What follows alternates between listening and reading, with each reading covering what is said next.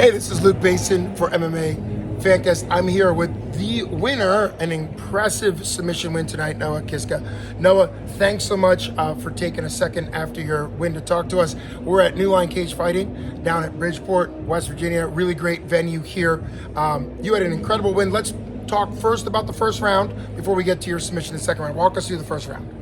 First off, thank you for having me. Of course. Second of all, so I got to the first round. We started exchanging a little bit. I wanted to let my hands go a little bit more. I felt I was a lot faster, and I felt that I could piece him up a little bit better than I could have. But he threw a kick, and I caught it, and I just kind of took it where the fight take me.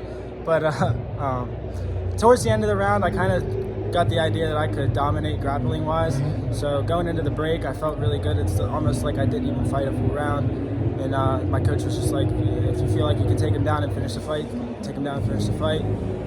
So before we get to the second round, he was throwing some up kicks in the first round. He did a good job grabbing his legs and pulling him off to the side. How much training do you have? Because that's kind of a weird position to be in, where you're pressuring, but there's enough space where he's throwing up like sort of a knee shield with his kicks. Did you feel comfortable? It looked like you did a good job sort of pushing him out of the way to advance your position. So I actually get in that position a lot because I do a lot of sweeps and takedowns and stuff.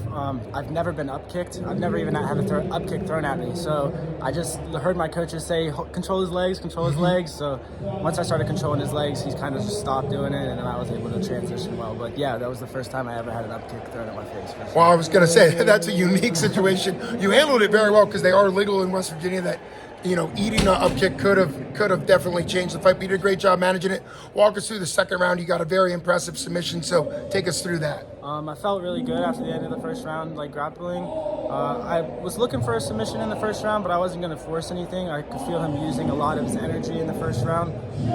I felt like I was 100%, like I didn't use any energy at all going into the second. I think it gave me a lot of confidence to go out there and really push a pace.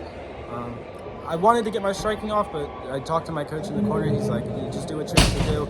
If whatever's open, take it. So I saw that the takedown was there. And once I kind of got on the ground after the first round, I wanted to push for a finish in the second round. I found it, for sure. Yeah, and it was a very opportunistic finish. Walk us through that, though. It was kind of a modified rear naked choke from almost like the side position. Yeah, so I actually hit him with a really big hammer fist right on the top of his nose. And I could tell it hurt him. I could see it in his eyes. And at that point, it was just kind of like, is he going to sit there and eat my punches, or is he going to just roll and give me his neck? So I knew he was hurt from the punch, and once he turned his back to me, I locked it up. I didn't even throw in a leg over the top. I think he was inside, on his side. It was a weird angle, but I had a really good grip on his neck, and I felt that I could put him out if I squeezed, and I used all my strength, and he didn't tap. He went out for sure. He did go out.